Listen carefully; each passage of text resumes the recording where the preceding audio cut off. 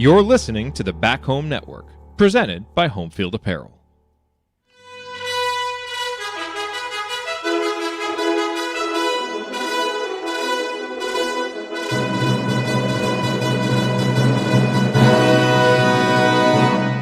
And welcome, Hoosier fans, to another victorious episode of the Assembly Call. As today, your Indiana Hoosiers beat Purdue 73-58, which moves IU to 16-11 on the season, 7-9 in the Big Ten. And this was a tale of two halves, to say the least. Really a tale of runs to end each half. Purdue closed the first half, outscored IU 24-6 after the under 12 timeout in the first half to take a 12-point lead into the locker room. And a quick 7-0 spurt from IU was only the beginning as they ripped off a 28-3 run to start the second half, aided by some just fantastic defense that really stymied Purdue in what they wanted to do. IU was able to get easy baskets off the turnovers. Shots started falling, and they got into a rhythm. And really, after the under 12 timeout in the first half, things were pretty even. I think IU outscored Purdue by 2 points over that stretch. It was really just kind of playing even down to the stretch. But that early second half run was absolutely fantastic, as IU outscores Purdue 48-21 in the second half and would have held them to under 20 if not for a late Foster Lawyer jumper in the final 30 seconds to get Purdue over that 20-point mark in the second half. But surprising to see this team come out of the locker room the way they did in the second half.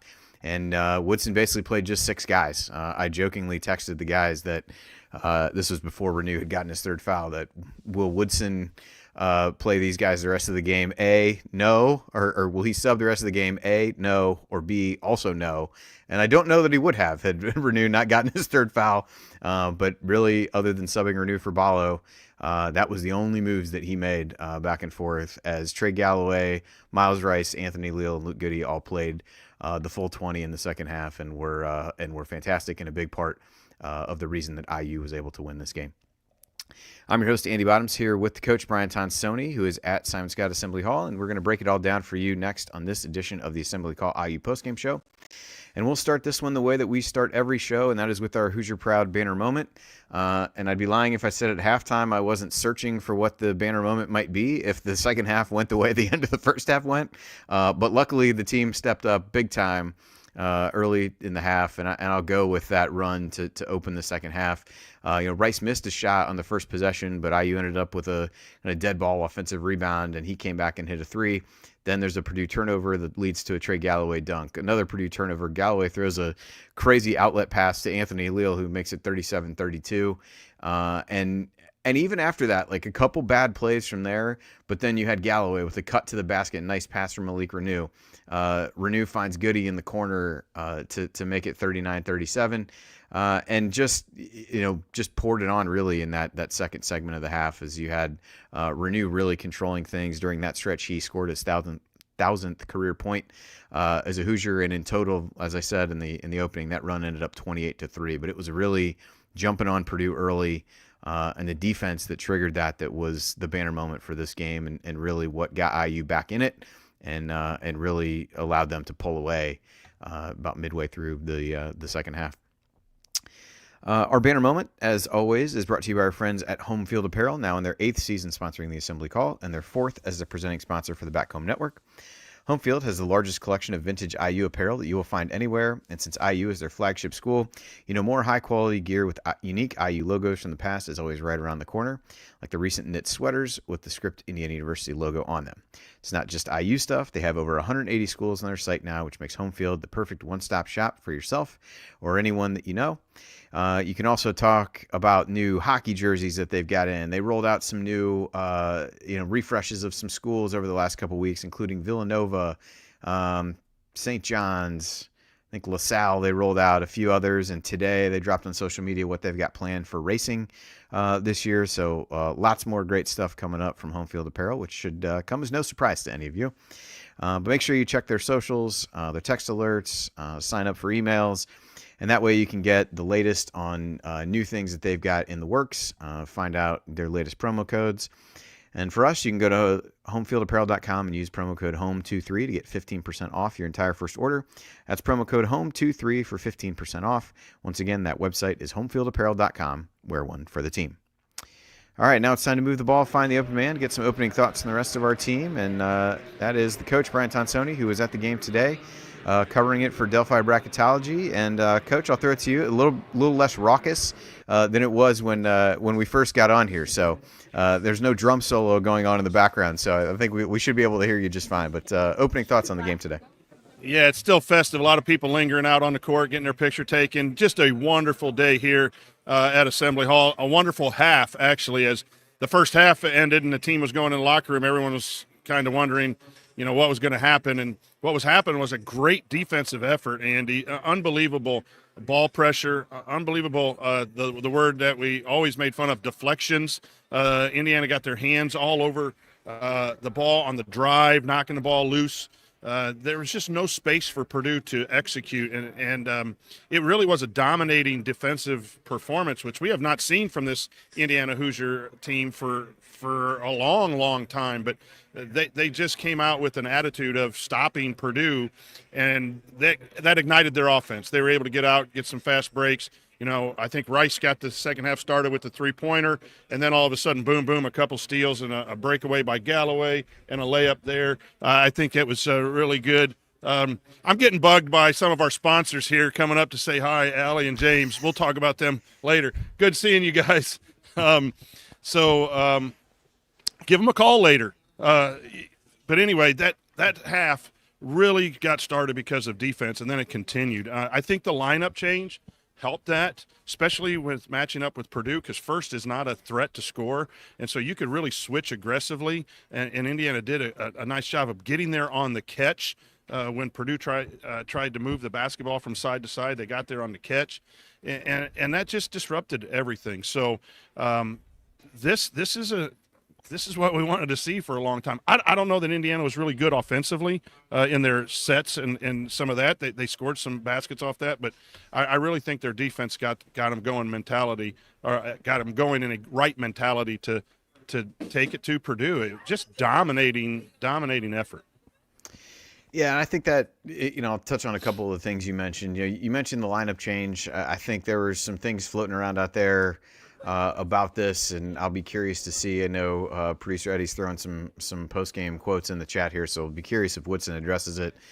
Some rumors around Mbako and Ballo. Both those guys did not start, did come off the bench. Ballo played a lot more than Mbako did, and as I mentioned earlier, Mbako didn't get on the court in the second half. But there was a little bit of, as you said, Coach, I think some of the lineup stuff was good. Really, the group that started, Reneau, Goody, and then the three guards with Leal, Galloway, and Rice, they got off to a good start in the game. IU played fairly well at the beginning, and they obviously were the catalyst there in the second half. I thought that group played well together, allowed you some good spacing, and certainly Reneau made some really nice passes out of the post, was able to attack when he saw openings, and I thought did a really good job of picking his spots and knowing when to attack and when to pass. And played relatively well defensively. They really tried to go after him with Kaufman-Renn. I thought he held up relatively well. But a lot of it was the ball pressure that Rice and Leal in particular, would throw Galloway in there a little bit as well, were able to put on Braden Smith. Braden Smith ends up with 8 points, 2 of 8 from the floor, 5 assists and 6 turnovers in 36 minutes.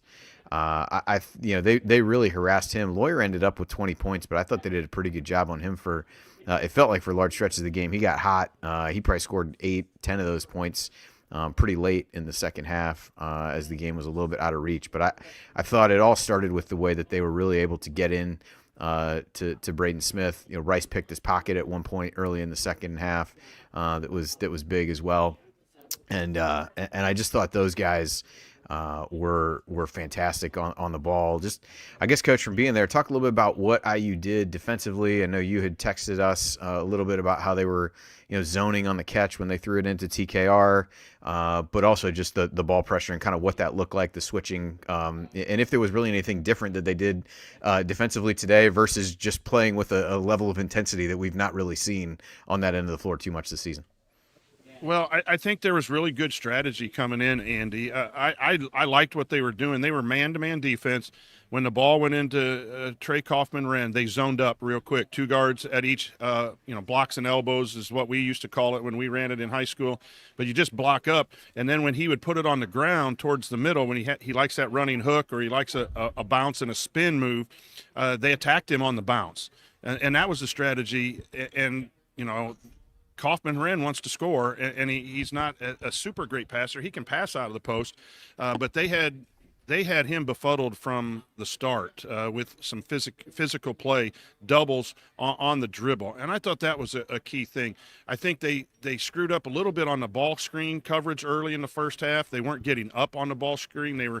I don't think they wanted to play total drop. They wanted to kind of play a partial hedge, not a partial hedge, but a level hedge or a level drop, and they didn't do that, and Smith hit a couple, but then they adjusted that. I saw Woodson talking to Balo when he went in the game about getting up higher when Smith would come off those handoffs and those ball screens. So I just really think it was good strategy today that was executed for the most part. You mentioned that run.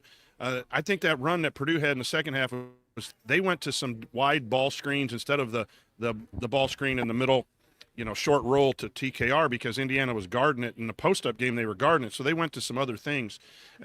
Indiana had a typical drought where they go 8 minutes without scoring because of bad shot selection. I thought the shot selection was awful in that first half.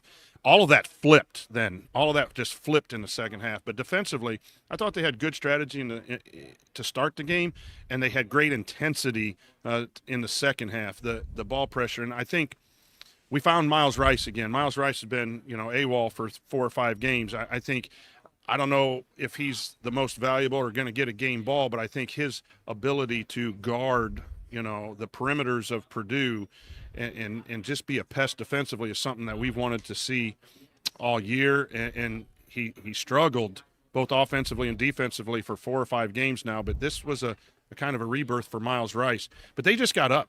They just got up in their grill in the half court. They put a little pressure, making Purdue throw over the top a couple times and eat some shot clock, and then match up really hard. But they just got down, and they were in stances. They were moving with a purpose. It was the absolute best defensive 20 minutes I've seen this year from the Hoosiers. Yeah, Woodson said about Rice after the game, thought Miles' defense tonight was probably the best he's played since he's been here. I'll give that a hearty amen on that front. And I thought with him, and I think this was somewhat emblematic of the team, right? Like so many times we've talked about this season, when this team gets punched in the mouth, or they don't have success for a stretch of time, are they able to really bounce back from it? And obviously the team did that. Based on how poorly they were playing going into the locker room. I thought Rice did as well. Some of his shot selection in the first half was really poor. Just 4 shots and got into situations where things we've seen from him before this year, where I think his intentions are good in terms of trying to make a play to spark the team, but he really rebounded in the game by really focusing defensively. They moved him off the ball a little bit, and it was really Galloway that was the one initiating offense. And I'll get to him in a second. But I thought that was really good to see from Rice, that he stayed in the game. He did hit a couple shots as the game went on, hit a mid-range jumper, got to the free throw line a couple times and made some things happen. But certainly his defense was there. And so there, in a game where IU played very few players, it probably will be a case where we talk about virtually everyone who played a lot. But I would be remiss to go further into the game without talking about Trey Galloway. He ends up 15 points, 9 assists, 4 rebounds, just 2 turnovers, played 38 minutes. And I thought really in the second half, and even for stretches of the first half, he really controlled the game. He did a good job in the first half of getting in the lane, playing off 2 feet. This just wanted to show you, Coach, that I listened to you and stuff that you talk about on here. But he did a good job of that a couple times where he didn't get buried and make a bad decision. Got in there, came to a jump stop, played off 2 feet, did that. And then in the second half, off the pick and rolls when they were really working, I thought he did a great job of controlling the game. Hit a big 3 late as kind of the icing on the cake for him, the only 3 he hit of the game. But I thought he did so many of the little things that he has been known for, and I think you really saw the Indiana guys really come out and bring it for this game with him and Goody and Leal. But thoughts on Galloway's performance tonight from being there live? I thought it was fantastic. I think the four guys that started around Reneau, and even Reneau being a third-year Indiana player, the four guys who started all lay it on the line all the time, and they put together 40 minutes tonight that were fantastic, and it was led by Trey Galloway. Trey Galloway, 9 assists. We've said it multiple times. When Indiana guards are assist-oriented, Indiana can be better, even if we don't appreciate the offense or like the sets or whatever else. But they had 18 assists tonight on 28 made baskets, and Leo has 4 assists. Even Reneau had 4 assists, but Galloway 9 assists. His rebounds, he only had 2 turnovers too. To speak to you, playing off 2 feet, being in control. So he was just fantastic tonight, and a part of that three-headed guard defensive, Leo and Rice and Galloway just really locked down. So, there's, other than steals, there's really not a whole lot of defensive, stats you can point to, but his pressure and his intensity was just fantastic. And he's produced kryptonite. They can't stop him from getting to his right hand. And I know that is an emphasis of Painter. He says it, he said it the other night up at West Lafayette, and he's going to say it again tonight, that they couldn't stop Trey Galloway, and Trey Galloway has played some really good basketball against Purdue, but his ability to score when he needs to score and then find other players is just, it's a key to Indiana's offensive success. And again, 73 points. If you grade out the how the offense ran tonight, I'm not sure it's that great, other than finding people and then having the confidence that good defense has, and the crowd, you hit shots. So no, Galloway was probably going to get my game ball, I would imagine. Reneau is up for that as well when we get to the third segment, but he's an Indiana guy. He knows what the rivalry's about. It's a 40-year anniversary of the chair throwing, and I think he wanted it, and it showed that he must have said something along with Coach Woodson at halftime to change the mentality of this team, and went out and got a huge win. Yeah, the other guy from an individual standpoint to talk through before we take our first break is Malik Reneau. So he does end up with 15 points, 7 of 7 from the field, 1 of 1 from the free throw line, had 6 rebounds, the 4 assists that you talked about, just a couple turnovers, all that in 24 minutes. He did get himself in foul trouble, as he is wont to do. But you basically had, he and Balo kind of complemented each other. They played together for a few minutes in the first half. But the two of them combined for 27 points, 11 rebounds in 46 minutes. So I think you take that from that center position and do that. But I thought Reneau just had a really good feel for the game in this one. I think with playing against Kaufman-Renn, a guy who's he's not giving up a ton of size to. I thought he was really able to use the things that he does best in the post from a footwork standpoint, made some really nice passes, had one where he kicked it to Galloway as he cuts down the lane, and then Purdue tries to take that away, and he throws it in the corner to Luke Goody, which was a good little piece of coaching, because the previous possession or two there, the guy in the corner had been Miles Rice. IU moved that around. They get Goody there, the guy that you want more to be able to take that shot, just as a small adjustment. And I thought Malik was making really good reads out of those scenarios of when to go, when to attack, when to pass. And I thought he just had one of his better games as well, and was a huge part of that early second half run. Yeah, Malik was ready from the start. During warmups, he had a good lather going. It looked like he had a serious look on his face. And really, Andy, it's kind of what we talked about, is showing up. Like when he's free to roam without another big around there, or he doesn't have to play out on the perimeter, like he is a post scorer who can shoot an occasional three, but he's not going to drive. He's not going to pick and pop. He's going to roll into the post. They're going to play that buddy ball stuff. But he needs to score in the paint, and when there's more room, he's really more effective, because they were running two at him all the time. And that one play where he split a couple people was fantastic, but his body control is just really, really solid. And it takes we have two guys on this team. We just talked about him, Galloway going to his right hand and Reneau going to his left hand. It's totally on the scouting report of the opponents, and it's totally difficult to stop. When you put people in position with space, when you put Galloway in space, when you put Reneau in space, they can really do some really good things offensively. And it's not just about putting 5 players out there that are supposedly the best players. It's the right fit. This team found the right fit tonight. And even in the first half, it was half. I think I'm losing Coach's audio here. Hopefully it's just me. You still hear me? No, yeah, he's back now. I think you're back. I think something got turned off or something. Yeah, I think back, I Coach. accidentally shut the mic. I shut the mic off. But spacing, he's got space to move.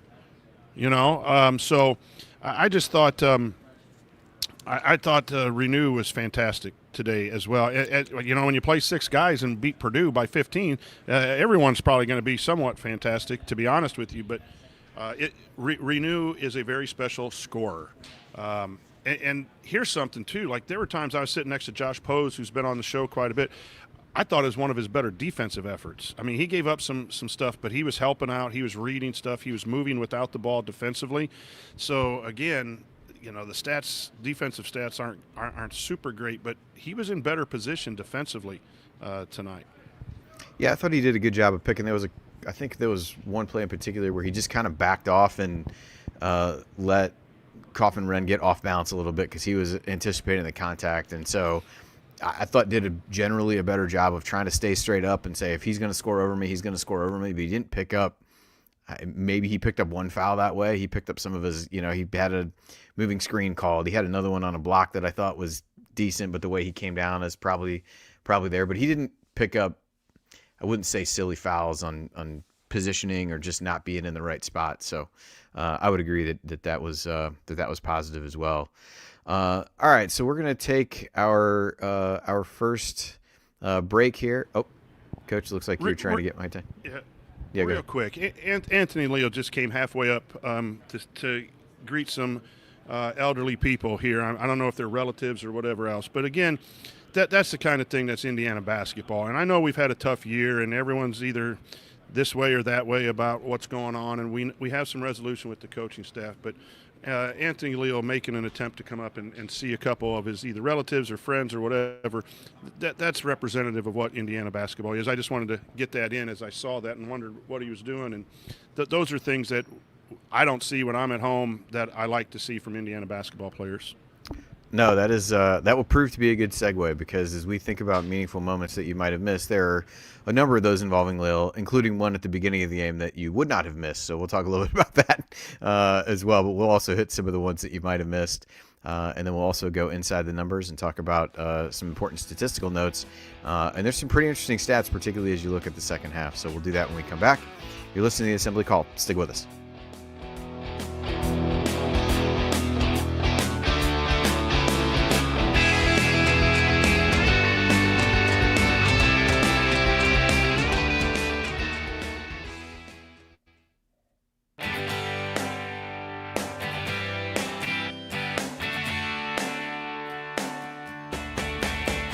What's up, y'all? It's Devontae Green giving you the green light to watch Assembly Call after every IU game.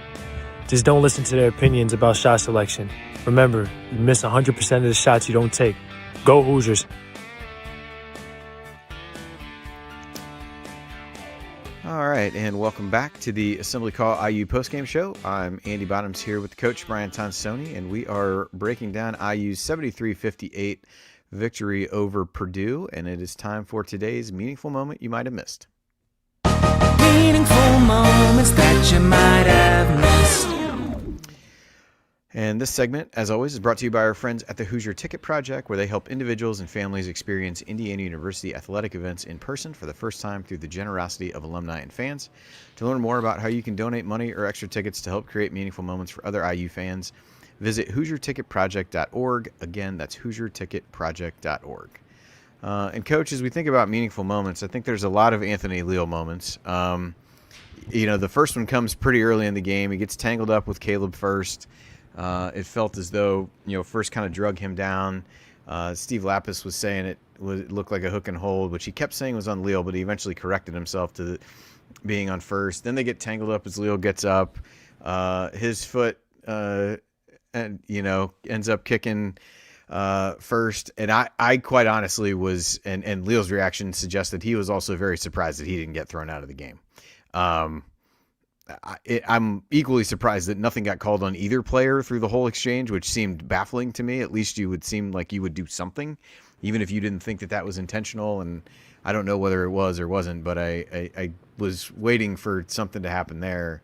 So I'll let you comment on that when I throw it to you. But wanted to just hit on a handful of the plays that Leal made, the small hustle plays. I think he drew at least 3, maybe 4 offensive fouls in the game, whether they were on screens.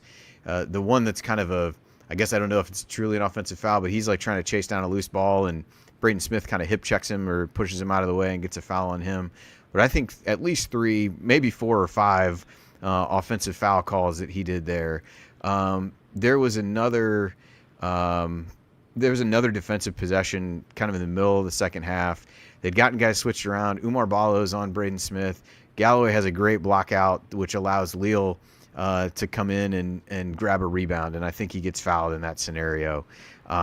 He just, continues to do all of the things that we've talked about with him when he's really become part of the lineup, making the smart plays, making good cuts to the basket, had a good scoring game today, had 8 points, I believe, missed a couple free throws, could have had 10, but he, 8 points for the game, 5 rebounds, 4 assists, just did a little bit of everything, was part of that defensive effort.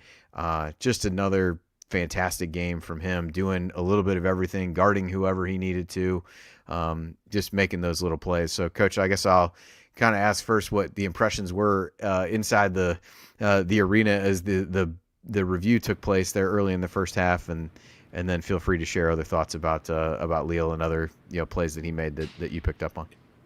Yeah, at first I thought it was first holding, and it should have been a flagrant one on first holding. And then when we... Oh, I think you turned the mic off again. I don't know what's happening here. Yeah, you're good. It's back on now. Good? All right, I'll quit moving that thing there.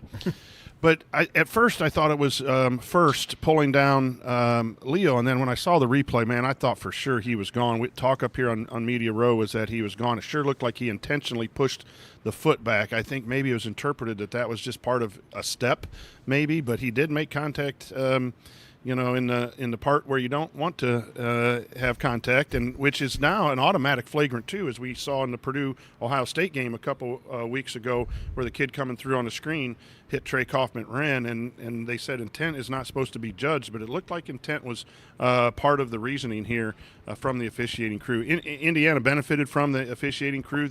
When you're more aggressive, you can get away with some things, and I thought that the crew let both teams play a little bit, and that was much to Indiana's advantage. But getting back to Anthony Leal, just his blockouts, again, the deflections, the putting people in the right place, this is a guy that likes to play basketball, understands basketball, and is a winner. The question is, and he's now showing it, can he do it at the collegiate level for more than 25, 28 minutes, or is he better coming off the bench in a spark role off the bench? Well, he's proven, lately that he is capable of doing that. Is that matchup dependent? We will see. Can he do that game in and game out? He's done it for a while now, but it's just fun to watch when it means something. And I'm an old guy, and if it's old man, get off my lawn, I apologize for that, but I want guys that want to play for the name of the jersey, and Leo sure as heck wants to play for the name of the jersey, and it shows in all of those plays that you mentioned, and the countless more that we can mention. His skill in getting offensive fouls is great. I think he runs into the hip on purpose and has that little flop down. At the end of his career, we ought to interview him. I mean, I think he does that on purpose as part of his tenacity of bugging some of the best offensive players. Woodson's put him on some of the best offensive players. So, he's really good at all of those things. Yeah, he had just one more for him, and then I'll throw it to you if you've got other meaningful moments that you wanted to talk about. But, there's a play in the early second half. Reneau kind of dribbles in traffic. Braden Smith is on the floor with the ball. Leal anticipates and kind of sees which way Smith is going to try to throw the ball off who he's going to throw it back to. He ends up jumping the pass and doesn't try to force it by going up against Heidi. Got him off balance, then dished it to Goody, who ends up getting a three-point play out of it. And just instead of being selfish and saying, hey, I'm going to try to make this shot, I got the steal. I think just the unselfish nature of the way he conducts himself and the way he plays basketball is certainly something that is needed and definitely stands out. But, Coach, other meaningful moments for you that you wanted to touch on in the game today?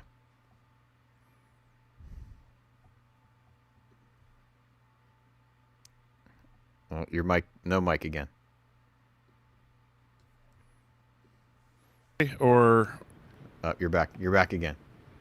I don't know what's going on here. Maybe it's Wi-Fi or something here late, or it's my setup. I apologize for that. The four-guard lineup was driving closeouts early.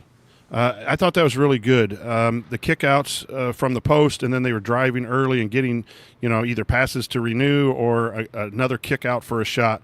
So, yeah, Coach is swearing again. Someone said in the chat, yeah, I just let it rip there, Van Pastor. But I thought that was really good that we picked up early, that Purdue was over closing out, like flybys on shooters, and really that's not a strategy. You want Indiana to try to take some threes, but Indiana did a good job of catching and then driving. Rice did it a couple times. I think Galloway as well. Leo one time stood out in the first half, and I thought that really set the tone for Indiana being aggressive. And despite that 8-minute lull that put them behind by 12, the rest of the game they were very aggressive on both ends of the floor, and that the week off really benefited Indiana.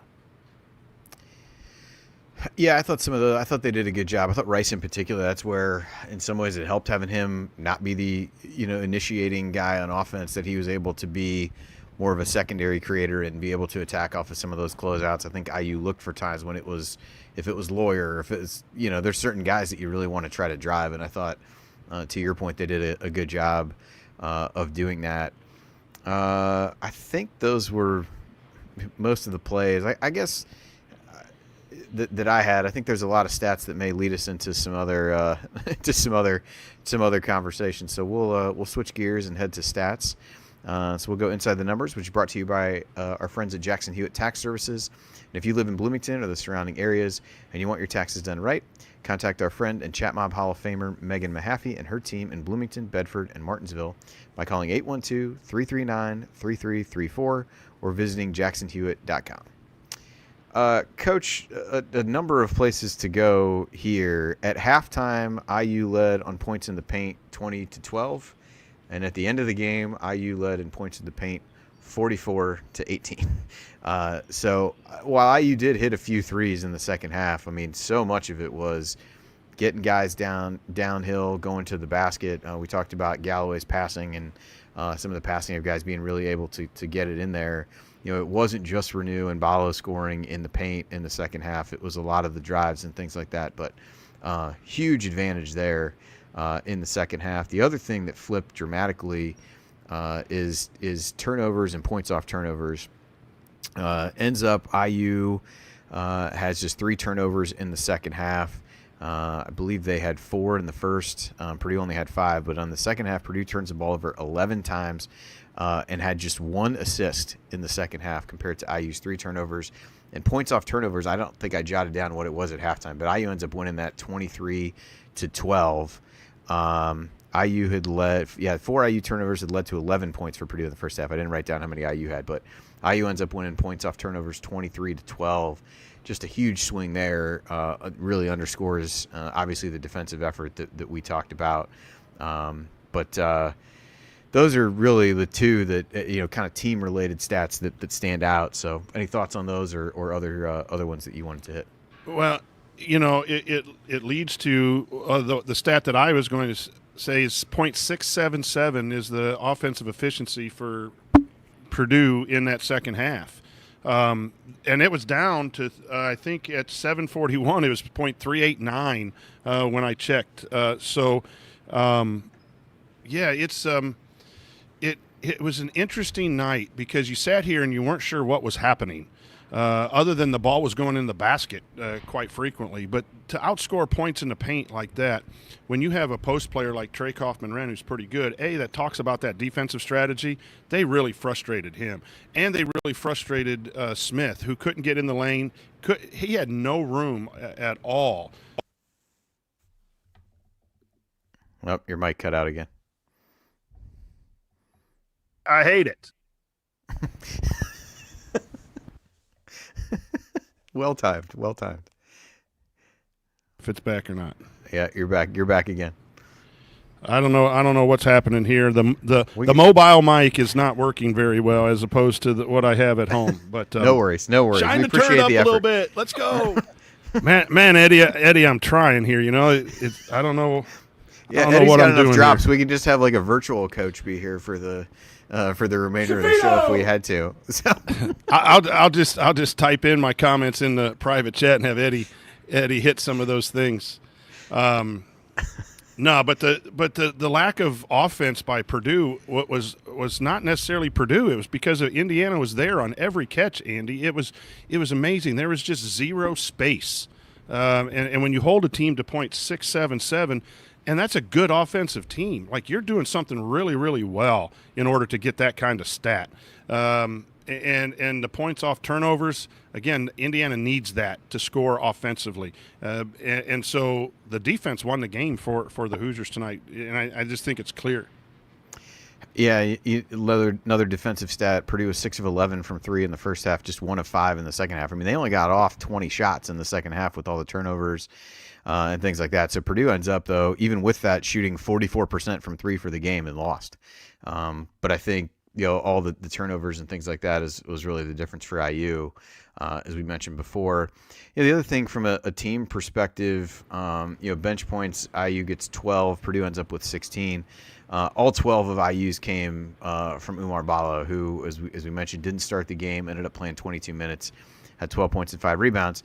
But you also had Mackenzie Mbako. He played just 9 minutes, was 0 for 3 from the first half, missed his 2 threes, and didn't really put anything else in the stat sheet. Cannon Carlisle played 7 minutes, didn't score.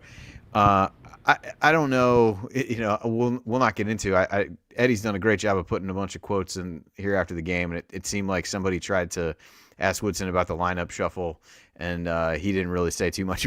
He didn't say anything about that. Really, just talked about how much he was going to ride those guys that were playing well in the second half. So I think an interesting look forward as to what happens from here with Mbako. Had been playing really good basketball for IU lately, but clearly something had happened where he didn't start. And I did not think – I thought Balo came in, played with a lot of energy when he came off the bench and really got engaged in the game quickly. And I felt kind of the opposite with Mbako, that we've talked so many times this season about how important it is, especially when he's starting, for him to get involved in the game early on. And I think coming off the bench, it kind of exaggerated that a little bit, because I just didn't think he, didn't take good shots, just didn't seem engaged in the game the way that you would have hoped for. And with everybody playing so well in the second half, I was not surprised at all that Woodson didn't put him in from that point forward. Anything, Coach, you saw from him on the bench? Certainly, if there's something you noticed on the court, that's fine too. But anything you noticed from him on the bench and just kind of demeanor in that regard? I think we can share it. It was some sort of discipline stuff that happened. That's why you don't start 2 starters, and that's what the talk here in Assembly Hall was, without any official word from anyone from Indiana. But that's what that was. Something probably occurred, and the decision was to not start him for that, and it worked out. It worked out. I didn't see anything. I thought both those guys were very well engaged in the timeouts, and I remember seeing Mbako up, patting someone on the back during the timeout. So I think whatever it was, it has been, was done, and it's over with, and Indiana gets a win. Winning cures a lot of things. The number one stat right now is more points than Purdue in a dominating second half. That's going to cure everything. But it also sends a message that, we have said before that, when you do make a change in the lineup, whether it's for a reason of basketball or otherwise, you kind of hold people accountable one way or the other, and the guys stepped up today and responded, especially down 12 at halftime, and then afterwards, Coach Woodson's down here, on the TV, and the whole team ran over and kind of was rubbing his head and doing certain things. So they wanted this pretty bad for Woodson. So I don't think there's any. When you win, there's not a whole lot of stress in a program. When you beat your rival, there's definitely not a whole lot of stress. Yeah, for sure. Just to that point, a couple of the quotes after the game from Trey Galloway, I thought spoke to the team really trying to stick together. He said, "We're a family through highs and lows. You have to find ways to stick together." It's one thing we tried to preach this last week, and talked about how special it was to Coach Woodson, but it also means a lot to all of them. And you kind of finished it up by saying we're all playing for each other because we're all in it together. It's Coach's last year. We want to make it special for him. We want to make it special for everyone. So this was step one to doing that. And I thought, I think when I looked at this break in games that IU really hadn't had in quite some time, there was kind of no middle ground in terms of where things might go from there. I think you could make the argument that for this team to be able to take a little bit of a breather in that stretch was a good thing, and see how they would react. It seems like they focused on some of those kinds of, here's what we got left and here's how we want to approach it type things based on his comments. But the flip side is you got a long time to stew in the way things have been going, and certainly in the second half of this game they responded in a positive way. So any other stats, Coach, for you that you wanted to hit on from the game? Just quickly, the steals. We talked about Rice and Leo today. They both had 3 steals. Leo had 2 blocks.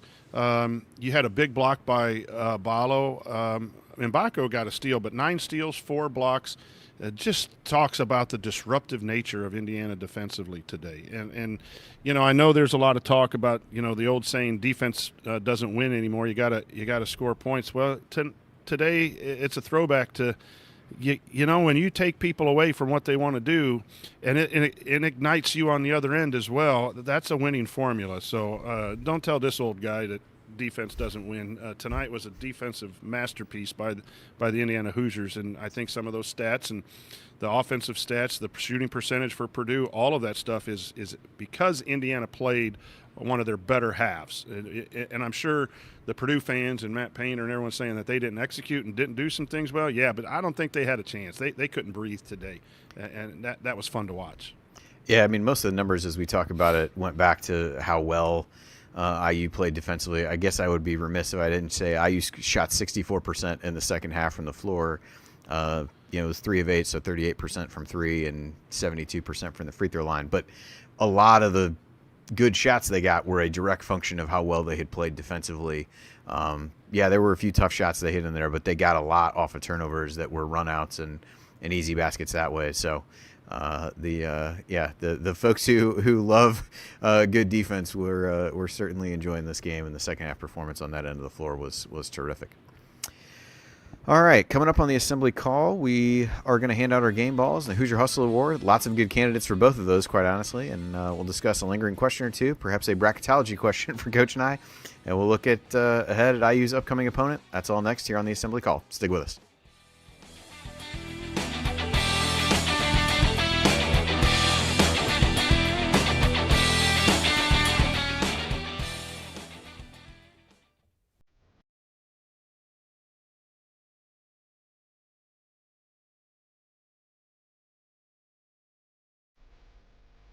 This is Nick Zeisloff. I never miss an open 3, and I never miss an episode of the Assembly Call. Welcome back to the Assembly Call IU Postgame Show. I'm Andy Bottoms here with Coach Brian Tonsoni, and we are breaking down IU's 73-58 win over Purdue. It's now time for our game balls, presented by our friends Allie and James at Bloom Environmental, who I thought maybe were going to make a cameo with Coach here, but opted not to. But they do want you to know that they want you to protect your home's air quality, and the best way to do that is to stop water at the source. They have been voted Best of B-Town in basement services for 4 years running, and their basement waterproofing and crawl space encapsulation is the best defense your home can have against mold growth and structural damage. Mention Assembly Call and get 10% off your system. Call today for a free estimate. If you want to talk to Allie about the game, whatever you need to do, you can do that. You can give them a call or visit bloomenviro.com to learn more. All right, Coach, lots of good options for the game ball today. I know you tipped your hand a little bit, I think, about which direction you're going to go, and I probably did as well, but I'll give you the chance to formally say who you're giving your game ball to today. Yeah, I think it comes down to two people, Andy. I think it's Reneau and I think it's Galloway, both with 15 points. But Galloway has his 9 assists, and Reneau did some nice things as well. It's really, really, really hard to make that decision. I think Reneau kept Indiana in the game early, and then Galloway kind of finished it off. I'm going Trey Galloway. I just thought the 9 assists, 15 points, and part of that 3-guard incredible defensive pressure that won the game. So I'm going to go with Trey Galloway. I am going to go the same direction. I just thought a fantastic game from him, and I just, as you said, the assist, but I just felt like, as I mentioned earlier, I felt like he just controlled the game in the second half, and I thought that it was one of the better games where he and Rice were able to coexist and use their strengths together in the backcourt, whether that was defensively or offensively. And I don't mean that to say that there's any like animosity or anything like that, but I do think it's been difficult to figure out like who the primary playmaker is in those scenarios. And I thought they really gave the keys in that regard to Galloway in the second half. I thought Rice responded well to that, really played well on the defensive end, and then picked his spots offensively when he was maybe a secondary attacker, and Galloway really controlled it with some really good passes. I think his final assist came on the lob to Ballo, where he kind of looked a guy off like he was going to make the read and throw it to the corner, and then lobbed it up to him for a dunk. And he set up Reneau and Umar for a number of easy baskets today, and so to me, I went with Galloway as well. And actually, if this count is correct, this is actually Trey Galloway's first game ball of the season. So what better way to get that than a win over Purdue? So hard to beat that. All right, we move on to the Hoosier Hustle Award, which is sponsored by our friends at Evansville Security Services.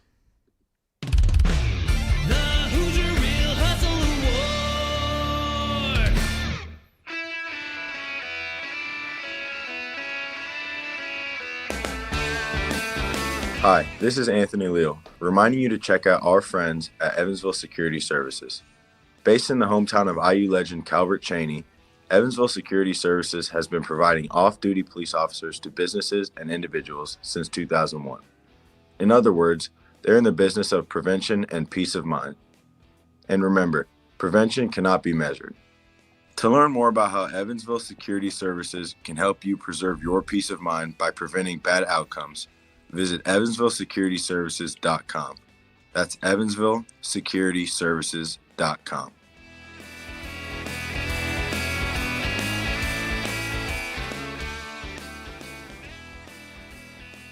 All right, Coach. I think, again, with the Hoosier Hustle Award, potentially a number of ways you could go here. I think the guys who float to mind immediately for me are Anthony Leal and Miles Rice, but I will give you the honors to go first and let us know who gets yours. The honorary leaf blower noise is in the background again when I do the show here at Assembly Hall, so I'm having all kinds of issues here other than we just kicked their ass today, and that's a good thing. So there you go, Van Pastor. There's my cuss word, and my mic was fully plugged in. Got to make sure it's on for that, yeah. Yeah, those two did a really good job, too. And Jen brings up Reneau got his 1,000th point as an Indiana Hoosier, so congratulations to Malik on that accomplishment. Well-deserved award at the end of the day. His teammates and everything stayed out and showed some appreciation for that milestone. But I'm gonna go with Anthony Leal. He's been inserted in the starting lineup and in the last few games, and Indiana's playing better basketball. They've lost some games, yes, and we all know what's going to happen at the end of the year. But, man, he has brought something to this team. It was good to see Miles Rice back. I'm a big Miles Rice fan. I think when he plays well, Indiana goes to another level. And if Indiana wants to, finish another season with a 4 or 5 game winning streak, I think Rice is going to have to be a big part of it. And I thought he did a lot today. But to me, it was Leo with the stats that we've mentioned and just the little things. And thank goodness that he wasn't escorted out after that review at the beginning. The game might have been a whole lot different. Yeah, I have a feeling it would have been for sure. I'm going to give mine to Leo as well, although it really was close for me. I thought Rice just battled defensively, particularly in the second half. I think maybe the difference is that Leo really brought that same energy in the first half. But I give Rice a lot of credit for being able to handle the adversity within the game of not playing his best in the first half and was an absolute difference maker in the second. So very clear honorable mention for Rice to me, but I'm going to give mine to Leo as well. And he is rocketing. I think I don't know that we have streaks for this, but I feel like he's won most of the recent ones of these, and he's now tied with Trey Galloway for the lead with 6. Luke Goody not too far behind with 5, but I think well deserved for Anthony Leal, but definitely a shout out to Miles Rice. I thought he was his hustle on the defensive end was massive in the second half as well. All right, so I'm going to look ahead a little bit to the next opponent, and then, Coach, I'm going to throw you a bracketology question just because it came up on the broadcast. I know everyone's favorite bracketologist, Jerry Palm, apparently had IU as his first team out. So the lingering question I'll give to you after I talk a little bit about Penn State, give you a little bit of time if you want to pull up any info here, is kind of where this puts IU within the pecking order on I think what you and I would agree is a incredibly weak bubble for this year. But IU does have Penn State coming up as their next game, another home game for the Hoosiers. They play Penn State on Wednesday at 8:30 is the tip-off on the Big Ten Network. And Penn State has it really, outside of a surprising blowout of Nebraska, not played well at all. Their loss to IU really put them in a tailspin. From that point, they were 12-2 when they played IU at the Palestra, and they proceeded to go 1-11 in their next 12 games during that stretch, only beating Rutgers at home. So this is a team that was reeling a little bit, but then showed up and just pounded Nebraska at home. Followed that up with a win yesterday at Minnesota. And so, they have fallen a bit on hard times since that initial game with IU, but still a team that has, IU's played close games with in recent years, beat IU in Bloomington a year ago. And so not a team that IU can overlook at this point, but a game that IU needs to win in order to further what tournament hopes they have as we kind of transition to that. At this point, Penn State is 60th in offensive efficiency on KenPom, 87th defensively. So IU's got the advantage really in both cases there. And it's going to be another challenge with you got another tough point guard. They had Braden Smith today, Ace Baldwin, a different player, but one that really makes things go for Penn State. So if IU's able to bring some of the same defensive pressure, and it'll be another opportunity for Miles Rice to really lock down on that end of the floor. But a game that IU really cannot afford to lose at this point if they want any hopes of making the NCAA tournament. And those hopes are real. I know people will sit back and have watched this team this year and think, how in the hell are they in the NCAA tournament conversation? And as I said, Coach and I would both tell you the bubble this year is awful. You are looking for reasons to put teams in, and it is not always easy to find teams that are there. Once you get past kind of the 10 line, and even I think partway through the 10 line now, it gets pretty ugly. And so right now, obviously the metrics will need to refresh, but IU, this moves them, I think, to 4-11 in quad one. No losses outside of quad one, which is pretty big as you compare them to some of the other teams. They're 2-0 in quad two, 6-0 in quad three, which actually might prove to be more helpful than you think, just because they haven't loaded up with as many quad four games. But Coach, I guess going into the weekend, as you guys had done your homework at Delphi Bracketology, where did you see IU at that point? And at least gut reaction on the heels of the game, where do you think this puts them?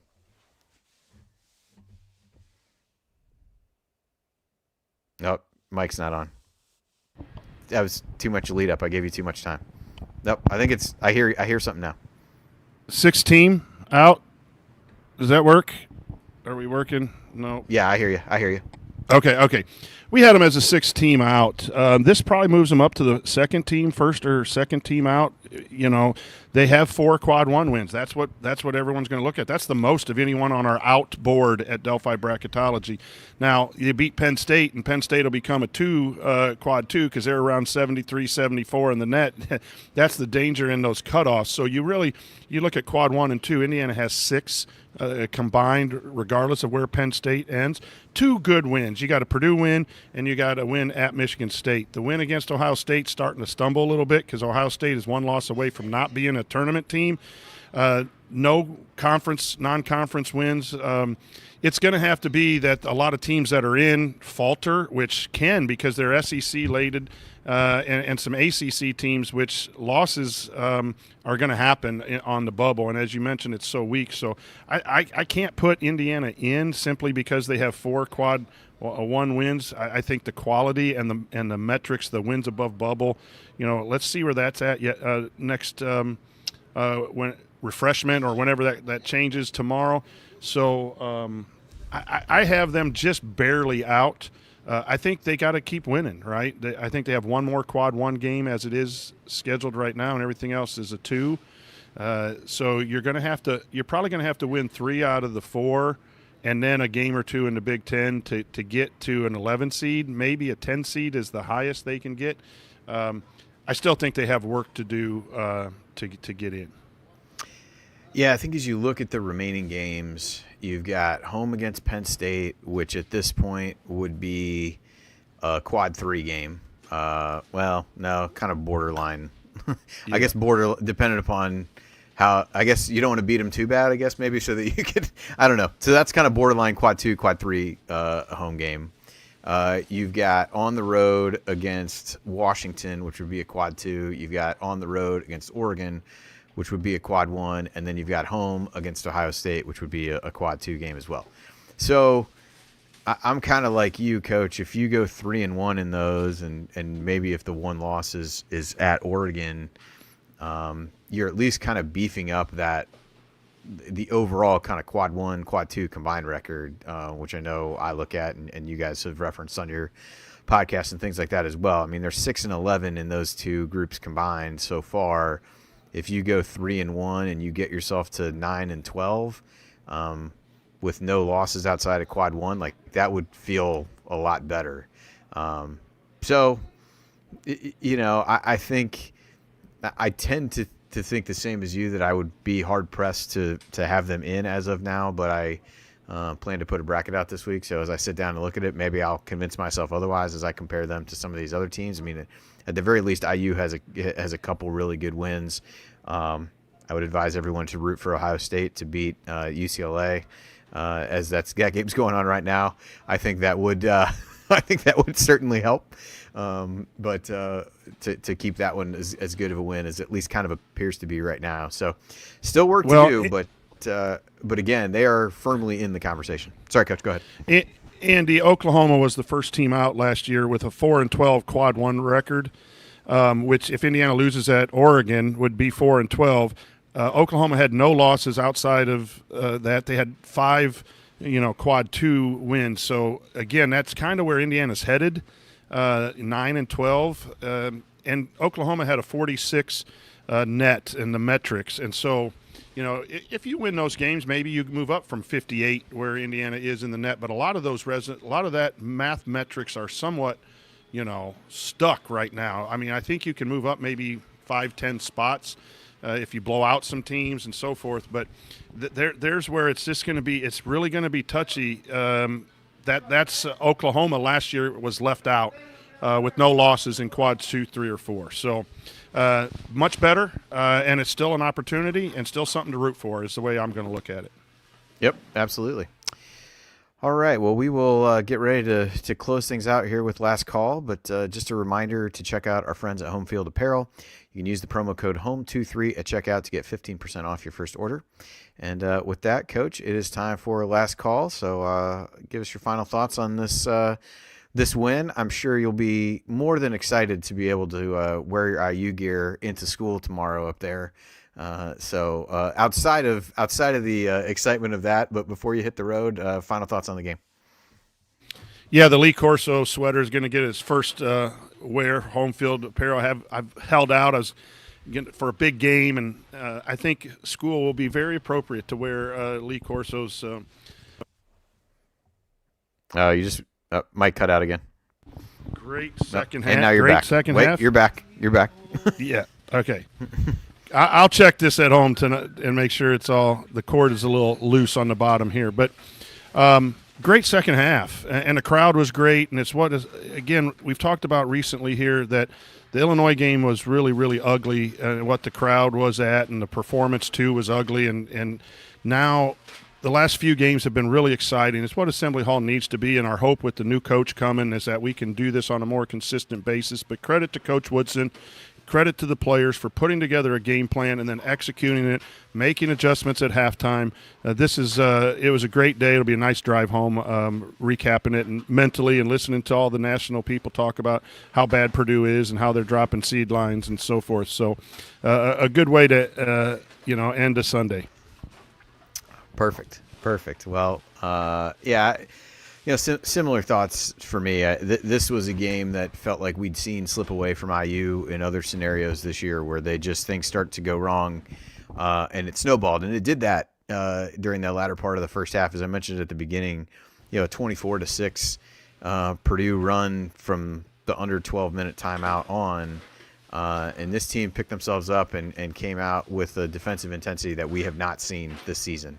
And that, for all the shot making, and you can point to shooting percentages from the second half and all those things, but the defense is what won IU this game. They totally took a really good offense in Purdue out of rhythm, generated easy baskets in the process, and really controlled the game with those 6 guys that played in the second half. And again, the quartet of Goody, Galloway, Leal, and Rice playing all 20 minutes after the break. Just fantastic effort from those guys. And if we look back and IU does find a way to make the NCAA tournament, like, this will be looked back as a turning point of that. As we all know from this program from recent years, you just don't know how a team's going to react in different situations, whether it's within the game, from game to game. And so this is a chance where hopefully the energy that was in Assembly Hall today is back on Wednesday night, because it was, at least on the broadcast, felt as loud as we'd heard it all season. Everybody really engaged, and I don't think that's shocking given that it's Purdue. But I think if they're able to come out and provide the same lift for IU against Penn State, another chance to stack wins, get a couple going here, and hopefully be ready to finish strong in those last few games into the Big Ten tournament. So huge win for IU. Happy for the guys and the way they responded. Happy for the staff. We didn't mention, I guess, and it did get mentioned on the broadcast, that I guess it was not completely clear to me whether it was the actual chair that Knight had thrown against Purdue or one from the same batch. But anyway, I thought it was cool that Woodson pulled that out for the game. And he said, I forget what he said about it. I'm trying to go back. He goes, "I've had it a while. I know a lot of people say they have it.